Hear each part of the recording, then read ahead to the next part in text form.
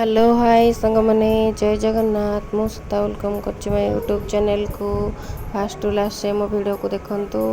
आज मु बनैबी mutton curry पूरा देसी स्टाइल रे। तो प्रथम मु कड़ाई रे किछि तेल नहीं तादरे किछि गोटा मसला और कंचा लंका पकई नहीं तापरे पियाज को पकई नहीं तापरे टिके लूण दे देछि। तो पियाज टिके ब्राउन हो जावा पर्यंत भाजिबे। तो टिके ब्राउन हो गले ताधरे बाटिकी रखिथिबा अदा रसुण आउ शुखला लंकार पेस्ट को पकई नबा। तो भलसे मसला को कषिबा तापरे मीट मसला रे लंका गुंड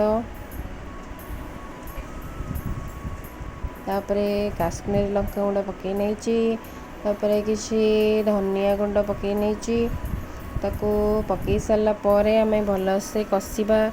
मसला भलसे कषिले ही तार टेस्ट ही बहुत भल होता है। तापरे मु छाणिकी रखिथिबा आलू को पकई नेली। तो आलू पकई सारा पर ताको भलसे कषि नेबे।